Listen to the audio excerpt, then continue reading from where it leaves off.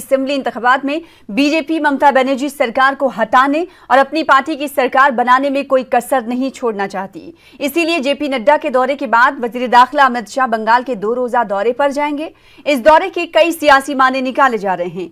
BJP लीडरों के लगातार दौरे से सियासत गरमाई हुई है, तो वहीं जेपी नड्डा के काफिले पर हुए हमले से बीजेपी और तृणमूल कांग्रेस के बीच टकराव से चिंगारियां उठ रही हैं। आज बीजेपी वफ्द ने इलेक्शन कमीशन से मुलाकात कर काफिले पर हुए हमले और नज़्ब-ओ-ज़ब्त की अबतर हालत के पेश नजर इंतखाबी ज़ाब्ते-ए-अख़लाक़ जल्द नाफिज करने का मुतालबा किया। वफ्द की शिकायत का नोटिस लेते हुए इलेक्शन कमीशन के deputy election commissioner Sudeep Jain 17 दिसंबर को मगरबी बंगाल का दौरा करेंगे। टीएमसी को बीजेपी की जारहियत यानी एग्रेशन रास नहीं आ रही है। सियासी रस्साकशी सियासी तशद्दुद में तब्दील होती नजर आ रही है। इस बीच इल्जामात और जवाब इल्जामात का ना रुकने वाला सिलसिला भी लगातार जारी है। आज इसी मौजू पर जानेंगे 2 खास मेहमानों से उनका रुख। हमारे इस दरमियान 2 खास मेहमान भी जुड़ चुके हैं। फैज अहमद खान साहब जो कि लीडर हैं टीएमसी के, हमें ज्वाइन कर रहे हैं, आपका शुक्रिया। साथ ही साथ अश्वनी उपाध्याय साहब जो कि तर्जुमान हैं बीजेपी के, हमारे दरमियान मौजूद हैं, हमें ज्वाइन करने के लिए आपका भी शुक्रिया। सबसे पहले फैज अहमद खान साहब आपके पास ही आ जाना चाहते हैं, क्योंकि आज बीजेपी के वफ्द ने इलेक्शन कमीशन से मुलाकात की और मुलाकात कर ये कहा कि मगरबी बंगाल में लॉ एंड ऑर्डर की जो हालत है वो बेहद खराब है और लॉ एंड ऑर्डर की जिम्मेदारी रियासती सरकार की होती है। बिल्कुल, लॉ एंड ऑर्डर की जिम्मेदारी रियासती सरकार की होती है और इल्जामात लगाना काफी आसान होता है, लेकिन उसको यकीनी बनाना बहुत ही मुश्किल होता है। कुछ दिन पहले ही कई टाइम्स ऑफ इंडिया का रिपोर्ट है जिसमें बंगाल को और खासकर शहर कलकत्ता को मैंने पूरे हिंदुस्तान में सबसे ज्यादा जिसको कहते हैं कि सेफेस्ट सिटी का दर्जा मिला है। और ये डेटा जो है ये बंगाल सरकार का डेटा नहीं है, ये केंद्र सरकार का डेटा है और उसके बेसिस पे ही ये रिपोर्ट छपी है। तो कौन कह रहा है और कौन फिर अपनी बात को कॉन्ट्रडिक्ट कर रहा है, ये सबसे बड़ा अपने आप में सवाल। ठीक है, लेकिन जो दिख रहा है क्या उस हवाले से सवाल नहीं किया जाना चाहिए? देखिए, जो दिखता है वो बिकता है और बीजेपी इस बात को बहुत अच्छे से जानती है। इसीलिए जब जब बीजेपी के कोई भी बड़े लीडर आते हैं तो बंगाल में एक हंगामा होता है। आपने देखा था कि अमित शाह लोकसभा के वक्त जब यहाँ मौजूद थे तो उस वक्त ईश्वर चंद्र विद्यासागर को लेकर कंट्रोवर्सी हुई थी। तो बीजेपी के पास फिलहाल कोई इश्यूज नहीं है जिससे बीजेपी लोगों के पास उन्होंने क्या काम किया है, किस मैंने देश को कहाँ लेके जा रहे हैं, इन चीजों पे बात नहीं करके डाइवर्ट कर लेना माइंड को बहुत अच्छा इनको ये तरीका आता, हथकंडा आता है।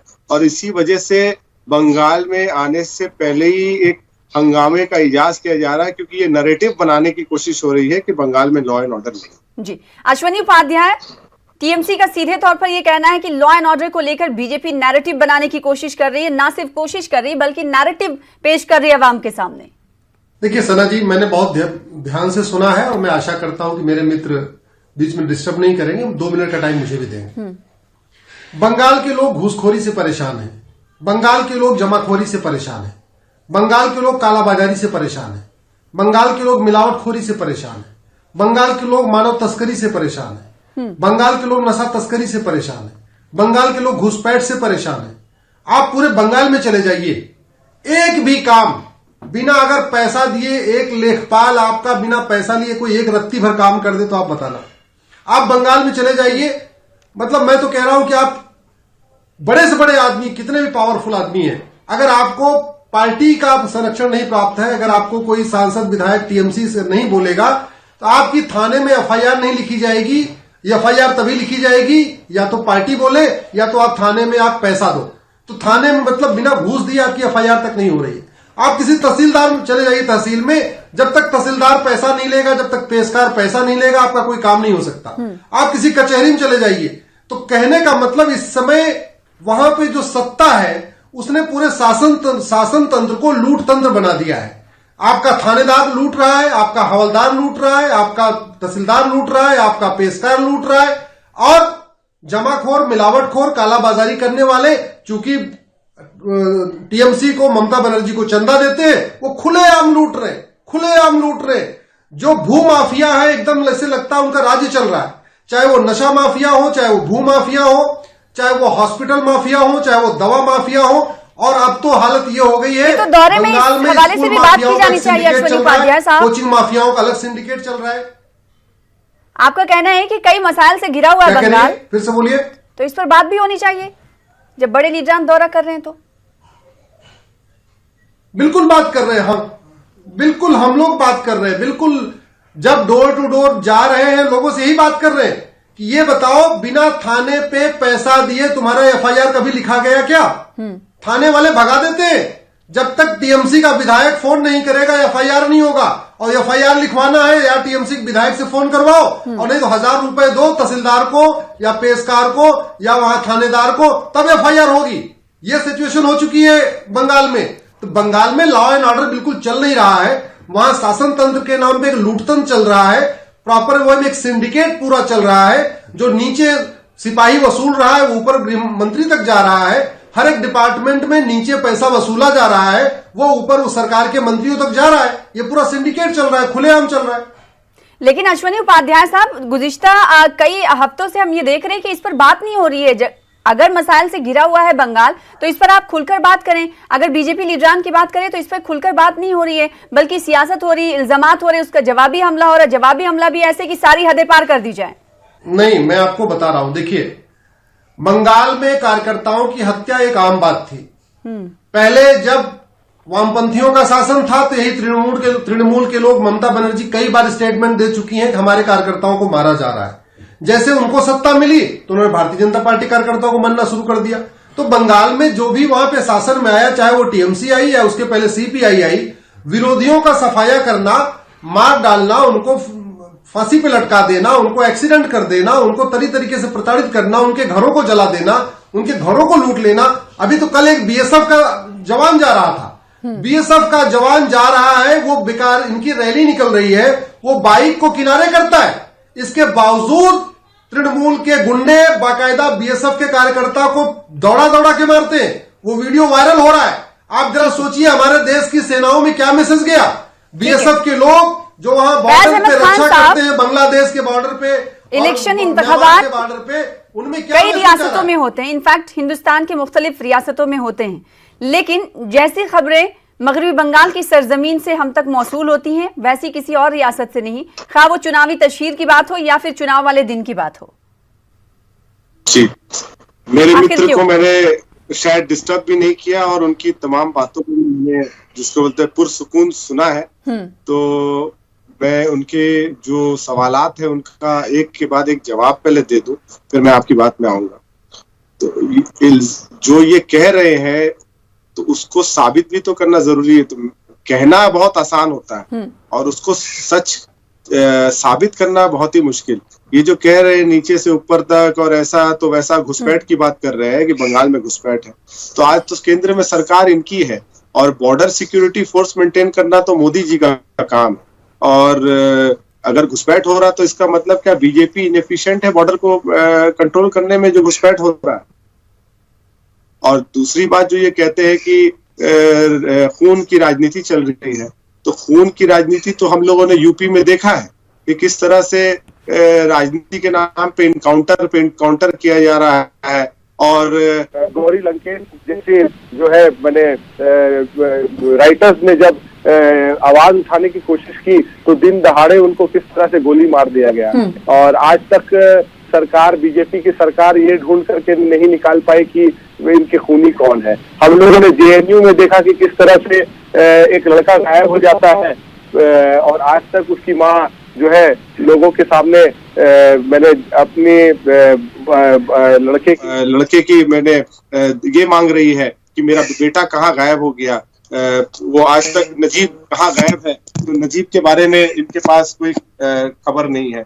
तो मैं कहता हूं कि ये जो बीजेपी के मेरे मित्र हैं, पहले अपने गिरबान में झांक करके देखे कि सिंडिकेट राज कर्नाटका में कैसे चल रहा है, जहां येडियुरप्पा की सरकार थी और कोल माफिया और माइनिंग माफिया के बारे ये कहते हैं, और फिर माफिया राज को खुद मैंने जिसको बोलते मैंने इसको डेमोक्रेटिक राइट्स दे देते हैं सरकार बना के मुख्यमंत्री को उस पद में बैठा करके। मध्य प्रदेश में हम लोग ने व्यापम का मामला सुना, और आज जो व्यापम मामले में जो जुड़े हैं जो व्यापम मामले से जिन स्कैम में नाम आ रहा है, वो आज मध्य प्रदेश के मुख्यमंत्री बने बैठे हैं। तो बीजेपी की सरकार जो है ये नहीं बता रही है कि बेरोजगारी क्यों है। बीजेपी की सरकार ये नहीं बता रही कि कोविड के नाम पे इन लोगों ने क्या धांधली की है रैपिड एक्शन किट को लेकर के।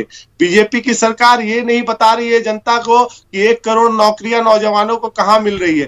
बीजेपी की सरकार पूरी तरह फेलियर हुई है कोरोना के टाइम पे, जब हजारों लाखों मजदूरों ने को जो है हम लोगों ने देखा सड़कों पे निकल करके वो अपने घरों को हजार किलोमीटर चल करके अपने घरों की तरफ लौट के जा रहे थे, और कितनों के एक्सीडेंट में मौत हो गई और कितनों ने अपना जान गंवा बैठा। तो इन सब चीजों का जवाब इनसे नहीं मांगा जाए, इसीलिए बंगाल को इस नैरेटिव में बताने की कोशिश की जा रही है कि बंगाल में लॉ एंड ऑर्डर नहीं है, बंगाल में किसी किस्म का आइन और कानून का शासन नहीं है। बंगाल में अगर आइन और कानून का शासन नहीं होता तो बंगाल में इससे पहले भी बहुत सारे नेता मंत्री आराम से आए हैं और आराम से जा चुके हैं, और अमित शाह जी भी जो आ रहे हैं मोस्ट वेलकम है। आराम से आए और आराम से जाए। हाँ, नौटंकी जो करने का काम है, क्योंकि इनको इन चीजों का सवाल नहीं देना है कि जीडीपी आज हिंदुस्तान की जीडीपी का फैज अहमद खान साहब, आपने कहा कि लॉ एंड ऑर्डर बरकरार है मगरबी बंगाल में, बरकरार है तो दिखना भी चाहिए। अगर बड़े लीडर बीजेपी के जाते हैं दौरा करने तो उन पर हमले होते तो सवाल तो होंगे सरकार से ना। फिर सना जी, फैज अहमद खान साहब, आपसे मेरा सवाल ये था कि जो चीज दिखाई देगा उसको लेकर तो सवाल करेंगे। आपने कहा कि लॉ एंड ऑर्डर बरकरार है, लेकिन बीजेपी ध्यान मुद्दे से भटकाने के लिए लोगों का अलग इश्यूज को सामने लेकर आती है। लेकिन अगर कोई लीडर जाता है मगरबी बंगाल के दौरे पर, अगर उसके काफिले पर हमला हो जाता है तो रियासती सरकार से ही सवाल होगा ना। इन्वेस्टिगेशन चल रहा है और मुझे ये यकीन है कि सरकार कोई भी इसमें कमी नहीं छोड़ेगी, और जो लोग इन्वॉल्व है उसके साथ सख्त से सख्त कानूनी कार्रवाई की। ठीक है, अश्विनी उपाध्याय साहब, टीएमसी का सीधे तौर पर यह कहना है कि बीजेपी लोगों को वर्गला रही है, लोगों के माइंड को चेंज करने की कोशिश कर रही है, इसलिए अहम मुद्दे पर आप बातचीत नहीं कर रहे। आपने उन्हें आईना दिखाने की कोशिश की तो साथ ही उन्होंने कहा कि पहले अपने गिरबान में बीजेपी झांके।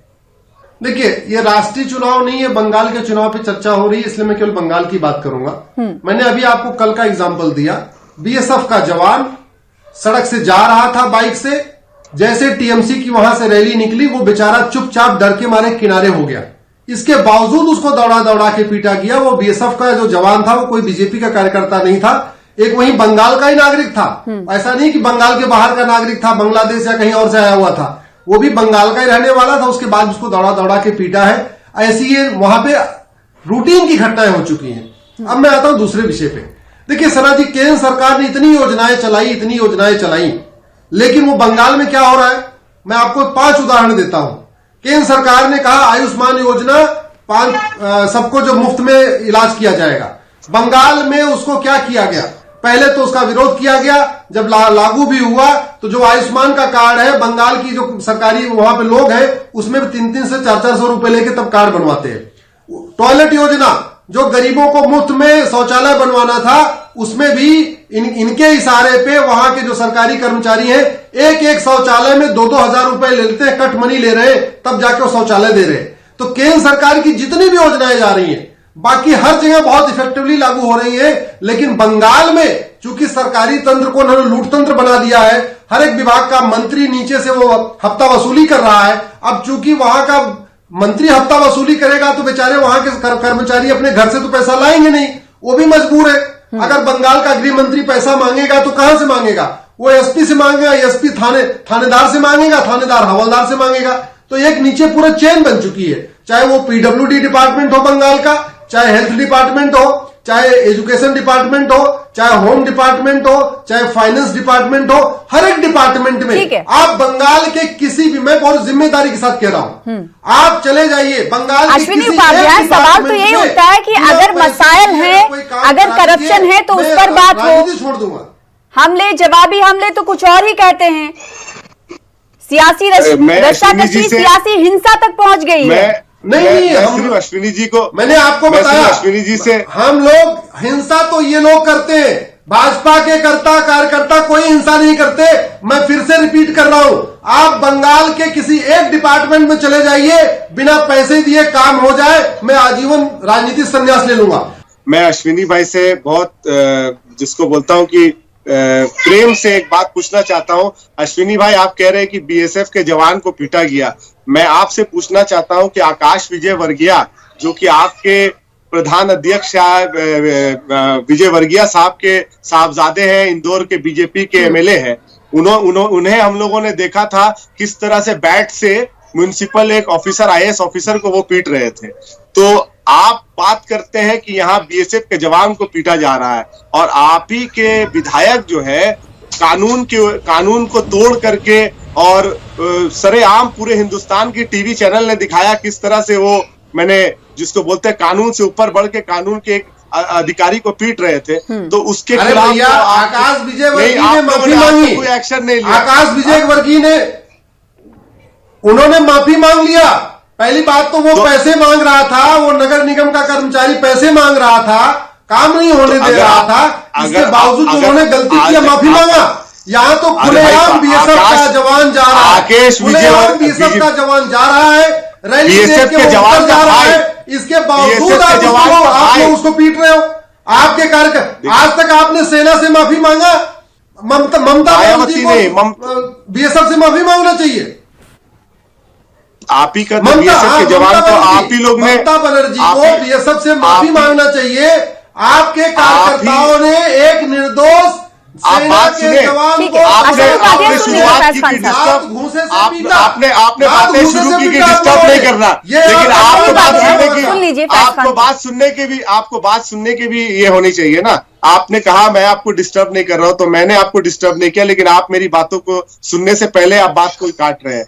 तो जवानों से तो माफी आपको मांगनी चाहिए कि पुलवामा का घटना अभी तक हुआ, अभी तक आप लोगों ने पुलवामा के जो जवान जो मैंने अपनी जान खो चुके हैं, उनको जस्टिस अभी तक आप नहीं दे पाए। आप किस माफी की बात कर रहे हैं? आप लोग करते खुद हैं और दूसरों पे इल्जाम लगाते हैं, और वो भी बेबुनियाद, जो कि आज आप खुद प्रमाण नहीं कर सकेगा। आपको राजनीति खुद छोड़ना पड़ेगा। आपने तो पाकिस्तान की भाषा बोल रहे हैं, आप तो पाकिस्तान की भाषा बोल रहे हैं, चीज को प्रमाण कर दीजिए। आप तो आज फिर से वही पाकिस्तान की भाषा बोल रहे हैं जो पाकिस्तान हर मुसलमान आपको पाकिस्तानी लगता है, और आप भी कह रहे हैं देश का हर क्या अश्विनी साहब, इस देश का हर मुसलमान आपको पाकिस्तानी लगता है। आप ये बताइए, बात मगरबी बंगाल की हो रही है, पाकिस्तानी बात कहां से आ गई? बात मगरबी बंगाल की हम कर रहे हैं, तर्कों के साथ बातचीत करिए। बारे में चर्चा करना है। फैज अहमद खान साहब, टीएमसी आखिर क्यों बेचे? फैज अहमद खान, ठीक है, आप ठीक है, एक सेकंड, आप दोनों डिबेट से इधर उधर जा रहे हैं, ठीक है। फैज अहमद खान साहब, आपसे मेरा सवाल ये है कि बीजेपी की बढ़ती सरगर्मी से आखिर ममता सरकार क्यों बेचैन है? जमहूरियत है, कोई भी इलेक्शन कंटेस्ट कर सकता है। फैज खान साहब, मोदी जी किसके यहाँ बिरयानी खाने गए थे, इसका जवाब दे दीजिएगा। और वो भी आए एक अनऑफिशियल ट्रिप पे। पाकिस्तान का बिरयानी आपको पसंद है, हिंदुस्तान के मुसलमान को पाकिस्तानी बनना पसंद नहीं है। हिंदुस्तान के मुसलमान ने 1947 में चुन लिया था कि ये हमारा मुल्क है और यहीं हमें जीना है, यहीं हमें मरना है। आप ही इस प्रॉब्लम से भोग रहे हैं कि अभी तक आपको नहीं समझ में आया कि आप कोई सर्टिफिकेट देने की जरूरत नहीं है। फैज खान साहब को सर्टिफिकेट देने की जरूरत नहीं है। एक सेकंड, मेरा सवाल ये था कि बीजेपी के एग्रेसिव मोड से आखिर ममता बनर्जी क्यों परेशान है, क्यों बेचैन है? जमहूरियत है, इलेक्शन कोई भी कंटेस्ट कर सकता है। अगर बीजेपी अपनी सियासी सरगर्मी बढ़ा रही है तो ममता बनर्जी बेचैन क्यों है? देखिए, ममता बनर्जी की बेचैनी का तो कोई सवाल ही नहीं उठता है। ममता बनर्जी ने वेलकम किया है बीजेपी पार्टी को कि आप आए और जमहूरी तरीके से इलेक्शन को लड़े, ना कि आप बंगाल के माहौल को खराब करके और इन तरह की कम्युनल वायलेंस की बातें करके, कम्युनल जिसको बोलते फिरका परस्ती की बातें करके बंगाल की फिजा को खराब करने का। इससे पहले भी इलेक्शन होता आया है बंगाल में और आइंदा भी होगा, और आप देखेंगे कि बंगाल की सरकार और बंगाल की जनता जो है, जिसको बोलते हैं कि बंगाल एक बहुत ही प्यार बांटने वाली जगह है। और हम लोग जो है बीजेपी को वेलकम करते हैं और अमित शाह को वेलकम करते हैं कि आप एक दौरा नहीं 10 दौरा करें। बस हमारी विनती यही है कि आप गणतांत्रिक व्यवस्था में रह करके हिंदुस्तान की जो राजनीति आज जिस तरफ जा रही है उस पे चर्चा करें, मसाइलों पे चर्चा करें, ना कि कौन हिंदुस्तानी है और कौन पाकिस्तानी है, और एनआरसी पे और सीए पे और मुद्दे से डाइवर्ट करके बंगाल पे एक नैरेटिव क्रिएट करना कि बंगाल में लॉ एंड ऑर्डर नहीं है। लॉ एंड ऑर्डर तो जहां योगी आदित्यनाथ की मैंने जहां चीफ मिनिस्टर है वहां नहीं है। आप लॉ एंड ऑर्डर तो जहां बीजेपी की सरकार है दिल्ली में, वहां आप देख रहे हैं किसान। अरे बिल्कुल दीजिए जवाब, सुनिए, अधिकार है जवाब देने का। अश्वनी साहब सुनाइए। हाँ, जवाब सुनिए अश्वनी भाई। जवाब कह रहे हैं हम तो बीजेपी का वेलकम कर रहे हैं। हाँ देखिए, मैं आपको इंडिया नंबर पे ना, देखिए बीजेपी का वेलकम कैसे कर रहे हैं, वो तो डंडे से कर रहे हैं, पत्थरों से कर रहे हैं। मिष्टी रसगुल्ला खिलाएंगे आप लोग। भाजपा के कार्यकर्ता, मैं आपका स्वागत करता हूं, आपका रसगुल्ला स्वीकार करता हूं भाई साहब, लेकिन दिक्कत ये हो रही है कि दीदी जो है नहीं मान रही है। दीदी पूरी तरीके से गुंडागर्दी पे उतर आई है और वो गुंडों को आगे बढ़ा दे रही है। गुंडे भारतीय जनता पार्टी कार्यकर्ताओं को मारते हैं, मार के कभी पेड़ से लटका देते हैं, कभी छत से लटका देते हैं, कहीं बीएसएफ वाला जा रहा है उसको मार रहे हैं, हमारे नेताओं के ऊपर पत्थरबाजी कर रहे हैं। अभी इसके पहले कैलाश विजयवर्गीय जी पे हमला हुआ, अभी हमारे राष्ट्रीय अध्यक्ष पे हमला हुआ। ऐसे नहीं होता। बंगाल की धरती स्वामी विवेकानंद की धरती है, टैगोर की धरती है, रामकृष्ण की धरती है। वहां से एक से बढ़कर एक हमारे देश को दिशा देने वाले वहां पे बौद्धिक लोग और बुद्धिजीवी पैदा हुए। आज वहां पे आप लोग इस तरीके से लोकतंत्र का गला घोट रहे हैं, हमें वहां पे चुनाव नहीं लड़ने दे रहे हैं, हमें प्रचार नहीं करने दे रहे हैं, हमारे कार्यकर्ताओं को निकलने नहीं दे रहे हैं। जो कार्यकर्ता जा रहा है उसके घर में आप घर जला दे रहे हैं, ये गलत है। ये कहीं का लोकतंत्र नहीं। इसको भारत की जनता भी देख रही है और बंगाल की जनता भी देख रही है। आने वाले चुनाव में इसका आपको मौका मिलेगा। एक बात मैं बंगाल की जनता से गारंटी से कहता हूं, आप भारतीय जनता पार्टी को जिताइए। आपके थाने का भ्रष्टाचार केवल भाजपा ही खत्म कर पाएगी, तहसील का भ्रष्टाचार भाजपा ही खत्म करेगी। ये जो हवलदार, थानेदार, पेशकार, तहसीलदार लूट रहे हैं, इसका इलाज केवल भारतीय जनता पार्टी करेगी। जो वहां लूट के अड्डे चल रहे हैं, चाहे नगर निगम की लूट हो रही है, चाहे वहां पे अलग अलग सिंचाई विभाग में लूट चल रही है, चाहे पीडब्ल्यूडी में लूट चल रही है, चाहे बिजली विभाग में लूट चल रही है। अश्वनी उपाध्याय, आपने कहा कि बीजेपी कार्यकर्ताओं पे हमले करवाए जा रहे हैं, पत्थर फेंके जा रहे हैं। सुब्रत राय जो कि मंत्री हैं, वजीर हैं, उन्होंने कहा कि अगर बीजेपी हार गई तो ममता बनर्जी को मार दिया जाएगा बीजेपी के हवाले से। तो जैसे आप इल्जामात लगा रहे हैं वैसे तो टीएमसी भी लगा रही है। हम लोगों ने देखा कि दिल्ली में जहां लॉ एंड ऑर्डर मेंटेन करना होम मिनिस्टर अमित शाह जी का काम है, वहां जब जेएनयू के छात्र धरना देते हैं तो वहां पुलिस के बीचों में बंदूक लेके जाया जाता है और पुलिस के सामने गोलियां चलाई जाती है छात्रों के ऊपर, और आप लॉ एंड ऑर्डर मेंटेन करने की बात करते हैं। और मीडिया के पास फुटेज है, मीडिया के पास फुटेज है कि किस तरीके से टीएमसी के लोग थाने में घुस के मार रहे हैं, सिपाहियों को मारते हैं, दरोगा को मारते हैं, बीएसएफ के जवानों को मार रहे हैं, केवल भारतीय जनता पार्टी कार्यकर्ताओं को नहीं मार रहे। और कटमनी का इतना बड़ा खेल चल रहा है। कोई भी सरकारी योजना ऐसी नहीं है जो सीधे सीधे आम जनता तक पहुंच रही है। मगरबी बंगाल सरकार पर सवाल इसलिए खड़े हो रहे हैं, मगरबी बंगाल सरकार से सवाल इसलिए किए जा रहे हैं क्योंकि किसी और रियासत में जब इलेक्शन होते हैं तो इस तरह की तस्वीरें हम तक नहीं पहुंचती हैं। मगरबी बंगाल में क्या ये समझा जाए वाकई में कि लॉ एंड ऑर्डर की सूरत हाल या फिर इस हवाले से नकेल कसने में सरकार नाकाम है? पश्चिम बंगाल में हथरस नहीं होता है। पश्चिम बंगाल में दिल्ली के सड़कों पे जो घटना घटी है, जिसमें अभी रिपोर्ट आई है अमित शाह को भी जिम्मेदार ठहराया गया है, उन तरह की घटनाएं नहीं होती है।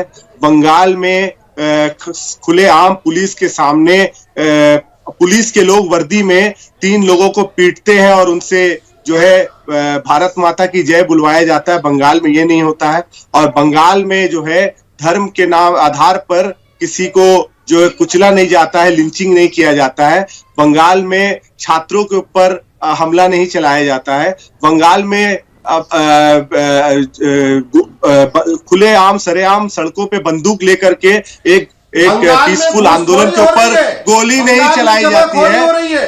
बंगाल में मिलावटखोरी हो रही है, बंगाल में कालाबाजारी हो रही है, बंगाल में माफिया इस समय पैदा हो गए, बंगाल में नशा तस्करी हो रही है, बंगाल में हवाला कारोबार चल रहा है, बंगाल में इस समय ममता जी के राज में नशे का कारोबार चल रहा है, बंगाल में ममता जी के राज में कटमनी चल रही है, राशन कार्ड की घूसखोरी हो रही है, बंगाल में आधार की भी दलित घूसखोरी हो रही है, दलित गैस सिलेंडर लड़की की भी के साथ घूसखोरी होती है। रेप उज्ज्वला बंगाल योजना में की दलित घूसखोरी हो लड़की के रही साथ है। रेप नहीं बिजली किया विभाग जाता में है घूसखोरी और है। उसके परिवार को PWD में घूसखोरी है। धमका करके सिंचाई विभाग उसके में लाश को घूसखोरी है। अंतिम आपके संस्कार कर एजुकेशन दिया जाता है। घूसखोरी और है। आपकी बंगाल का एक भी आपकी डिपार्टमेंट पुलिस- ऐसा नहीं है आपकी पुलिस की जहां बात कर रहे हैं, जनता को आपकी बिना पुलिस पैसा जला दिए देती कोई है। राहत मिलती हो। उसको- बंगाल उसको का उसके एक आखिरी थाना अंतिम ऐसा संस्कार नहीं का है हक नहीं जहां मिलता पे है। लूट नहीं हो रही है। एक भी तहसील ऐसी नहीं है ठीक जहां लूट नहीं हो रही है। एक भी जिला कचहरी ऐसी नहीं है जहां लूट नहीं हो रही है। खुल जाएगा। बंगाल में साथ सिर्फ खुल माफिया जाएगा, राज चल रहा है। ठीक है, बीजेपी का ये कहना कि वो जीत कर आएगी तो ये तमाम जो घूसखोरी और करप्शन चल रहा है उस पर लगाम लगेगी। मिशन क्या है बीजेपी का, टारगेट क्या है? अश्वनी साहब, आखिरी सवाल। टारगेट है बंगाल को आजादी दिलाना, भूमाफियाओं से, दवा माफियाओं से, नशा तस्करों से, मानव सौदागरों से और बंगाल में भी गुंडों से हुकूमत बनाने मामूला का दावा कायम किया बीजेपी कर जाएगा। रही है। टीएमसी इस हवाले से क्या करेगी, क्या कहेगी? टीएमसी इस हवाले से दुआरे सरकार कर रही है, जनता के घर घर जा रही है, जनता का काम कर रही है। यही हमारा काम है। नहीं, हमारा आपके काम सामने गला तो बड़ा फाड़ के चैलेंज चिल्लाना है। नहीं। बीजेपी तो बड़े दावे के साथ कह रही है कि हमारी सरकार बनेगी। हमारा काम चिल्लाना, गला फाड़ के चिल्लाना और जिसको बोले इल्जाम साजी करना नहीं है। हमारा काम पब्लिक का काम करना है और पब्लिक के काम करके पब्लिक से आशीर्वाद लेना है। लेकिन इस बार हमारा चुनौतियां काम तो बड़ी पब्लिक हैं को क्योंकि भटकाना एमपी की नहीं। इलेक्शन में 18 सीटें बीजेपी ने हासिल की थी। अब जब अच्छा है, असेंबली अच्छा है, इलेक्शन तो हो रहे जितना हैं तो बड़ा- टीएमसी के सामने जितना बड़ी बड़ा- चुनौती है। जितना बड़ा मान रही है चुनौती क्या होगा, TMC? जीत भी, जितनी बड़ी चुनौती बस होगी खान साहब। उतनी बड़ी जीत भी होगी। जीत का मजा भी वैसा ही आएगा। ठीक है, तो चुनौती के हवाले से टीएमसी के अपने दावे हैं तो वहीं बीजेपी के भी अपने दावे हैं। फिलहाल बेहद शुक्रिया आप दोनों खास मेहमानों का हमारे साथ जुड़ने के लिए, वक्त देने के लिए। फिलहाल दो रुख में मुझे दीजिए इजाजत, कल फिर बड़े मुद्दे के साथ होंगे हाजिर। आदाब।